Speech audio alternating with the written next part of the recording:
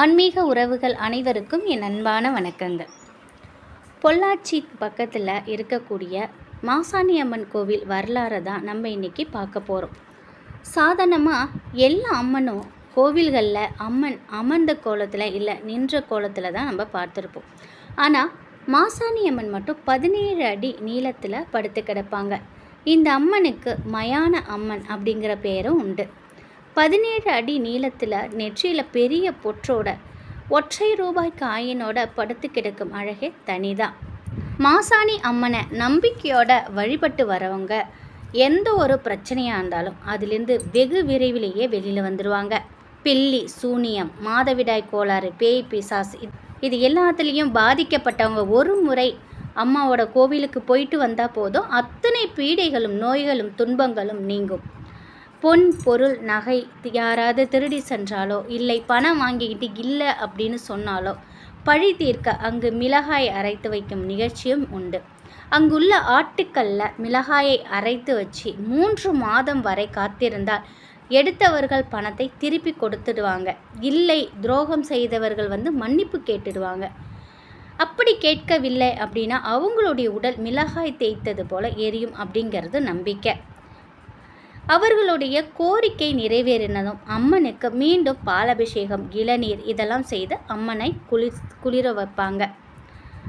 இது ரொம்ப அற்புதமான ஒரு கோவில், அதிசக்தி வாய்ந்த ஒரு அம்மன். இவங்களோட வரலாறை நம்ம இப்போ தெரிஞ்சுக்கலாம். ராமாயண காலத்தில் கௌசிக மன்னராக இருந்து ரிஷியாக மாறின விஸ்வாமித்திரர் தவம் செய்து பல வரங்களை பெற்றவங்க. தன் உடலையே திரியாக்கி எரித்து காயத்ரி மந்திரத்தை போதித்தவங்க. தவசீல ராஜரிஷிங்கிற பட்டம் பெற்ற விஸ்வாமித்திரங்கிற பெயரோடு இருந்தார். இவங்க ஒரு முறை கனகமலையில் தவம் செஞ்சுட்டு இருந்தாங்க. அப்போ தாடகை அப்படிங்கிற ஒரு ராட்சசி அவங்க தவத்திற்கு இடையூறாக இருந்தா. தாடகை விரதம் இருந்து பல வரங்களையும் படைபலத்தையும் கொண்டவங்க. ராவணனிடம் இருந்து பல சக்திகளையும் பெற்றிருந்தார். இறுதியாக விஸ்வாமித்திரர் தாடகை அழிக்க தசரதனின் மகன்கள் ராமர், லக்ஷ்மணனை அழைத்து வந்தார். அவளை அழிச்சிடுங்க அப்படிங்கிற மாதிரியும் சொன்னாங்க. ராமர் அவர் ஒரு பெண் அப்படின்னு யோசித்து அவளை அவங்க ஒன்றும் செய்யலை. ஆனால் அதற்கு ரிஷி அவள் பெண்ணாக இருந்தாலும் அவள் ஒரு ராட்சசி, அவளை நீங்கள் வதம் பண்ணுங்க அப்படின்னு சொல்கிறார். சரி, அவங்கள வதம் செய்யறதுக்கு முன்னாடி ஸ்ரீ ராமச்சந்திரமூர்த்தி ஈஸ்வரியை நோக்கி தவம் பண்ணுறாங்க. ஈஸ்வரியும் ராமச்சந்திரமூர்த்தி முன்னாடி தோன்றி தாடகையை வதம் செய்யணும் அப்படின்னா சில சூட்சமங்கள் இருக்குது அப்படின்னு சொல்கிறாங்க. முதல்ல தன்னை ஒரு மண்ணால் ஈஸ்வரி போல் உருவாக்கி அந்த மண்ணினில் செய்யப்பட்ட விக்கிரகத்தை அழித்ததுக்கப்புறம் தாடகையை வதம் செய்யுமாறும் சொல்கிறாங்க. அப்போது ராமச்சந்திரமூர்த்தியையும் ஈஸ்வரியை மண்ணால் உருவாக்கி பூஜை செஞ்சு தாடகையை வதம் செய்கிறாரு. அந்த நேரத்தில் மண்ணால் செய்த ஈஸ்வரியை அழிக்க மறந்துடுறாரு. தாடகையை வதம் செய்ததுக்கப்புறம் ஞாபகம் அதை அழிக்கிறதுக்கு போகிறாரு. அதற்குள்ளே ஈஸ்வரி தோன்றி அதை அழிக்க வேணாம், அப்படியே இருக்கட்டும் அப்படின்னு சொல்கிறாங்க. அப்போ உருவானது தான் மாசாணி அம்மன். இது ஒரு வரலாறு. மாசாணி அம்மனை பற்றிய இன்னொரு வரலாறும் ஒன்று. ஆனைமலைக்கு பக்கத்தில் உள்ள அழகிய ஒரு கிராமத்தில் மனமொத்த தம்பதியர் வாழ்ந்து வந்தாங்க. ஒருத்தருக்கு ரொம்ப உயிருக்குயிராக நேசித்தாங்க. அப்படி வாழ்ந்து வந்த நேரத்தில் மனைவி கருவுற்றாங்க. கணவனும் மனைவியும் அன்பாக இருந்த காரணத்தால் மனைவி தாய் வீடு கூட போகலை பிரசவத்துக்கு. தன் கணவன் முன்னிலையிலேயே பிரசவத்தை நடத்திக்கணும் அப்படின்னு ஆசைப்பட்டாங்க. நாட்கள் பல செல்ல பிரசவ வலிங்கிறது அதிகமாகுது. மனைவி படக்கூடிய துயரத்தை கணவனால் தாங்கிக்க முடியல. ரொம்ப வலி அதிகமாகவும் மருத்துவச்சிக்கிட்ட போகலாம் அப்படின்னு சொல்லி கிளம்புறாங்க. அதே சமயம் மனைவியை தனியாக விட்டு போகிறதுக்கும் அவங்களுக்கு பயம். தனியாக போயிட்டு மருத்துவச்சி அழைச்சிட்டு வரணும் அப்படின்னா மனைவி தனியாக விட முடியாதே.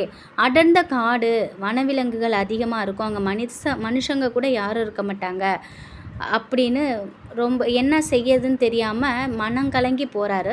இதை புரிஞ்சுக்கிட்ட மனைவி 2 கல் தொலைவில் தானே தாயார் வீடு இருக்குது, அங்கே ஒரு மருத்துவச்சி இருக்காங்க, அவங்க முக்காலமும் உணர்ந்தவங்க, தெய்வ சிந்தனை, நற்பண்புகள், ஞானத்தால் நடப்பதை எல்லாத்தையுமே முன்கூட்டியே அறியும் திறனும் கொண்டவங்க, நல்லா மருத்துவம் பார்ப்பாங்க, அவங்கக்கிட்ட என்னை கூட்டிகிட்டு போங்க, நான் நான் எப்படியாவது நான் வரேன் அப்படின்னு சொல்லிட்டு பிரசவ வேதனையும் வலியும் தாங்க முடியாத நிலை அதிகமாகவும் வேறு வழி இல்லாமல் தாய் வீடு நோக்கி பயணம் கிளம்புறாங்க.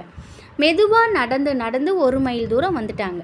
அதற்கு மேலே அவங்களால ஒரு அடி கூட எடுத்து வைக்க முடியல. சற்று தூரத்தில் பார்த்தா கொஞ்சம் விளக்கு ஒளி தெரிஞ்சது. அந்த சமயம் கணவன்கிட்ட சொல்கிறாங்க மனைவி, என்னால் இதுக்கு மேலே அடி எடுத்து வைக்க முடியல, நீங்கள் போயிட்டு அந்த விளக்கு வெளிச்சத்தில் மனுஷங்க இருப்பாங்க, அங்கே மருத்துவச்சியும் இருப்பாங்க, அழைச்சிட்டு வாங்க, நான் எங்கேயும் போக மாட்டேன், இங்கே இருக்கேன் அப்படின்னு சொல்லி கணவனை அனுப்பி வைக்கிறாங்க. கணவனும் வேறு வழி தெரியாமல் அவங்கள அங்கேயே விட்டுட்டு இவங்க அந்த வெளிச்சம் தெரியக்கூடிய இடத்த நோக்கி போகிறாரு. ரொம்பவே மன வருத்தத்தோட வேறு வழி இல்லாமல் வெளிச்சத்தை நோக்கி மருத்துவச்சின் வீட்டு கதவை தட்டுறார். அவருடைய நிலைமையை எடுத்து சொல்ல சரி மருத்துவச்சியும் நான் வரேன் அப்படின்னு சொல்லிட்டு மருத்துவ சாதனங்கள், உபகரணங்கள், அங்குள்ள தலையாரி, கொஞ்சம் முக்கியஸ்தர்கள் எல்லாரையும் அழைச்சிக்கிட்டு மனைவி இருக்கக்கூடிய இடத்திற்கு வராங்க. அந்த இடத்துக்கு வந்து பார்க்கும்பொழுது மனைவி அந்த இடத்துல இல்லை. என்ன இறைவா சோதனை, மனவேதனை அப்படின்னு சொல்லி எல்லாரும் ரொம்ப வருந்துறாங்க. அப்போ மருத்துவச்சி, நான் கண்ட கனவு பழிச்சிடுச்சு, கனவு நிஜம் ஆயிட்டு அப்படின்னு சொல்ல தொடங்குறாங்க. அப்போ அவங்க சொல்லி முடித்ததும் அவங்க பார்த்த காட்சி ரத்தத்தையே உறைய வச்சது. அங்கே அவங்க கண்ட காட்சி அவங்களோட மனைவியும் பிறந்த குழந்தையும் இறந்து கடந்ததை கண்டு கதறி அழுகுறாங்க. மருத்துவச்சிக்கிட்ட கணவன் கேட்குறாரு, அம்மா நீங்கள் ஏதோ கனவு கண்டன்னு சொன்னீங்களே, அது என்னம்மா அப்படின்னு கேட்குறாங்க. என்ன நடந்தது கொஞ்சம் எனக்கு விளக்கமாக சொல்லுங்கள் அப்படின்னதும் உடனே மருத்துவச்சி சொல்கிறாங்க, நீ மனைவியை விட்டு வந்ததும் ஒரு பெரிய கருத்த உருவம் அவங்கள நோக்கி கையை நீட்டிகிட்டே வந்துச்சு. அதை பார்த்து பயந்து எழ முடியாமல் எழுந்து ஓட ஆரம்பித்தா உன் மனைவி. ஓரளவுக்கு ஓட முடியாமல் என்னை விட்டுடு அப்படின்னு சொல்லியும் அந்த கரிய உருவம் அவளை விடலை. அந்த கோர உருவம் விடாமல் அவளை துரத்துனுச்சு. அந்த நேரம் அவளுடைய போராத காலம் அங்கிருந்த மாட்டுச்சாணியில் காலை வச்சு வழுக்கி விழுந்து உயிர் விட்டுட்டா. அதே நேரத்தில் அவள் உடலிலிருந்து உயிர் பிரிந்து வானலாவிய ஒரு பயங்கர ஜோதி ரூபமாக கோடி சூரிய பிரகாசமாக தோன்றி நீண்ட உருவமாய் திறந்த வாயோடு கைகளில் வேலோட ஆயுதங்களோடு கொடிய உருவத்தை நோக்கி வந்து அவனுடைய மார்பை பிளந்து அந்த பெண்ணின் காலடியில் போட்டது. இதுதான் நான் கண்ட கனவு அப்படின்னு மருத்துவ மூதாட்டி சொல்கிறாங்க. அவள் சாதாரண பெண் அல்ல, அவள் வானில் தேவலோகத்திலிருந்து மண்ணில் உதித்த பெண். அவள் பக்தர்களை மனிதர்களை ரட்சிக்க வேண்டி உருவான தெய்வ அம்சம் பொருந்திய பெண். மாட்டுச் சாணத்தில் கால் வைத்து இறக்காமல் இருந்திருந்தால் வேறு ஒரு ரூபத்தில் அவங்க இருந்திருப்பா. மாட்டுச் சாணத்தில் கால் வைத்து வழுக்கி விழுந்து இறந்ததால் மாசாணி அப்படிங்கிற பெயரும் அவங்களுக்கு வந்தது. இவங்க மானிட பிறவி அல்ல, தெய்வ பிறவி. ஆனாலும் இந்த அரக்கனை அழிக்க வேண்டி உருவானவங்கிறதுனால தெய்வாம்சம் பொருந்திய அம்மனை அரக்கனை தனது காலில் வைத்த இந்த அம்மனுக்கு கோயில் கட்டி பூஜித்து வழிபாடு செய்யணும். மாட்டுச்சாணியில் கால் வைத்து விழுந்ததால் மாசாணி அம்மன் அப்படின்னும் இன்று முதல் இவங்களுக்கு பேர் விளங்கும் அப்படின்னு அங்கிருந்த மக்களும் சொல்கிறாங்க. இதுதான் மாசாணி அம்மனோட இன்னொரு வரலாறு. இந்த அம்மனை நம்ம மனதார வேண்டணும் அப்படின்னா அனைத்து நல்லதுகளும் நமக்கு அடுத்தடுத்து நடக்க தொடங்கும்.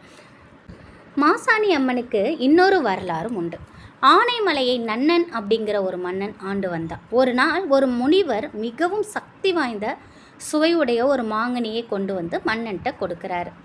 இந்த கனியை நீங்கள் தான் உண்ணணும், ரொம்பவே சக்தியும் சுவையும் வாய்ந்தது, இதை நீங்கள் சாப்பிட்டதுக்கப்புறம் அதோட கொட்டையை நீங்கள் ஆற்றில் தூக்கி எறிஞ்சிடணும் அப்படின்னு சொல்லிட்டு போகிறார்.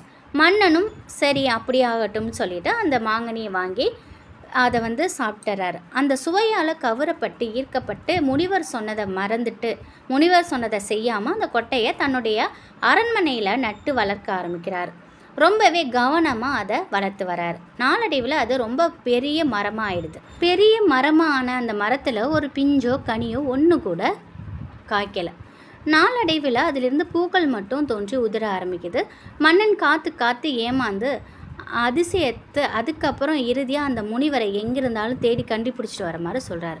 அவரை தேடி அழைச்சிட்டு வந்ததும் முனிவர்கிட்ட, மன்னா, நான் உங்களுக்கு கொடுத்த கனி மரத்திலிருந்து பறிக்கப்பட்டதல்ல, பல வருடம் தவம் செய்து என்னுடைய குருநாதன் எனக்கு விரும்பி கொடுத்த கனி.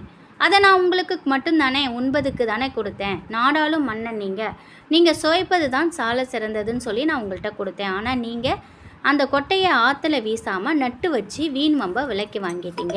அந்த கனி ஒரு முறை தான் காய்க்கும், ஒரு பழம்தான் காய்க்கும், மீண்டும் அது காய்க்காது. அது மட்டும் இல்லை, ஒரு நாட்டில் விளைந்த இந்த கனியை மற்றொரு நாட்டில் உள்ளவங்க தான் உண்ணணுமே தவிர அந்த நாட்டில் உள்ளவங்க அந்த கனியை உண்ணக்கூடாது. இதுதான் அதோட தாத்பரியம் அப்படின்னு சொல்கிறார். அப்படின்னா இந்த மரத்தில் விளையும் கனியை யார் தான் சாப்பிடுவாங்க அப்படின்னு துறவியிட்ட மன்னர் கேட்குறார். அதற்கு துறவி வேறு நாட்டிலிருந்து வரக்கூடிய ஒரு கன்னிப்பெண் தான் இந்த கனியை சுவைப்பா. அவள் அஷ்டமா சித்திகளை உடையவங்க. அவள் ஒரு தெய்வ பிறவி. அவள் மானிட பிறவி அல்ல, சகல சக்திகளும் வாய்ந்தவ. அதனால் நீ இந்த மரத்தினுடைய கனி தனக்கு கிடைக்கல அப்படின்னு மரத்தை அழிச்சிடாத, வெட்டிடாத. சகல சக்தியும் வாய்ந்த ஒரு அம்மன் கன்னிப்பெண்ணாக வந்து இந்த மரத்தின் கனியை உண்பாள். அது வரைக்கும் நீ காத்திரு அப்படின்னு சொல்லிட்டு முனிவர் போயிடுறார். இந்த முறையின் மன்னன் முனிவரின் பேச்சை கேட்க மறுத்துட்டான். அவன் போனதுக்கு அப்புறம் இந்த கனியை தான் சுவைக்கணும் அப்படின்னு ஆசை வந்துடுது. அதனால் இப்போ விளைய போகிற ஒரே ஒரு கனி அதை யாருக்கும் கொடுக்கக்கூடாது அப்படின்னு சொல்லிட்டு பயங்கரமாக அதுக்கு அந்த மரத்திற்கு காவல் போடுறாரு. 24 மணி நேரமும் காவலை நீடிக்கிறார். அதே நேரத்தில் வேறு நாட்டில் கருமீஸ்வரன் அப்படிங்கிற ஒரு மன்னன் வாழ்ந்து வந்தான். அவருடைய குலத்தொழில் யானை வியாபாரம் தான். யானை வியாபாரம் செய்துட்டு அவர்கள் நாடு கடந்து வரும்போது தாரகன் அப்படிங்கிற ஒருவன் தன் மகளோட வந்தான். அவனும் அவன் மகள் தாரணியும் ஆனைமலை பகுதிக்கு வந்து ஒரு வீட்டில் குடியிருக்காங்க. தாரணி அக்கம் பக்கத்தில் உள்ள பெண்களோட ஒரு நாள் ஆற்றுல குளிக்கிறதுக்கு போகிறாங்க. அந்த பெண் தாரணி எங்கே குளித்து கொண்டிருந்தாலோ அந்த ஆற்றின் அருகில் தான் அந்த மரமும் இருக்குது. இவ குளிச்சிட்டு இருந்த வேளையில் மாமரத்தில் இருந்த கனி தானாக விழுந்து இவளை நோக்கி வருது. இவள் பொன்னிறமாக ஈர்க்கப்பட்ட அந்த கனியை அதோட அழகில் மயங்கி அதை எடுத்து சுவைச்சிட்றா. உடனே இந்த செய்தி அரசனுக்கு போயிடுது. தாரணியையும் அவள் தந்தையும் அழைத்து வர சொல்கிறாரு மன்னன். தாரணியோ உடனே மன்னன் கிட்ட இருகரம் நீட்டி உயிர் பிச்சை கேட்குறாங்க.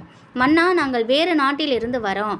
நாங்கள் முரசு அறிவித்ததோ தண்டாரோ போட்டதோ எதுவுமே எங்களுக்கு தெரியாது. ஒரு மாங்கனிக்காக கொலை செய்வார்களா அப்படிங்கிறது எனக்கு தெரியல.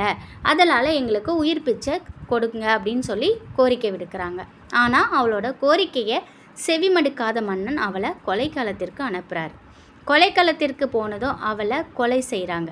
அந்த நேரத்தில் அவள், மன்னா, நான் மரித்தாலும் மீண்டும் வருவேன். ரொம்ப சக்தி வாய்ந்த தெய்வமாக விளங்குவேன். என்னை கொலை செய்த காரணத்தால் உன்னுடைய நாடும் மக்களும் அழிந்து போவார்கள் அப்படின்னு சாபமிட்டு உயிர் நிற்கிறாங்க.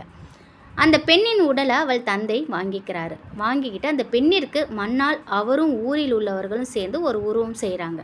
அது நாளடைவில் மாங்கனிக்காக உயிர்விட்ட காரணத்தினால மாங்கனி அம்மன் அப்படின்னும் அழைக்கப்படுது. நாளடைவில் மாசாணி அம்மன் அப்படின்னு வருது. அது மயான அம்மனாக இருந்து நாளடைவில் வளர்ந்து பெரிய கோவிலாகவும் ரொம்ப சக்தி வாய்ந்த தெய்வமாக ஆகியது. அதே நேரத்தில் நன்னனை எதிரி நாட்டு படைகள் சூழ்ந்து அழித்து ஒழித்து அவளுடைய வம்சமே பூண்டோட அழியுது. இது மற்றொரு வரலாறு. இதுதான் மாசாணி அம்மனோட வரலாறு. பல வருடம் குழந்தை இல்லாமல் மாசாணி அம்மன் கோவிலுக்கு போயிட்டு வந்ததுக்கப்புறம் குழந்தை பாக்கியம் பெற்றிருக்காங்க. இது உண்மை. கந்துவட்டியில் சிக்கி சீரழிந்த குடும்பங்களும் மாசாணியம்மன் கோவில் போயிட்டு வந்ததுக்கப்புறம் பயனடைந்துள்ளதை கண்கூட பார்க்கலாம். நிச்சயமாக மாசாணியம்மன் கோவிலுக்கு ஒரு முறை போயிட்டு வாங்க. அனைத்து நல்லதுகளும் தானாக நடக்கும். ஓம் மாசாணியம்மன் துணை.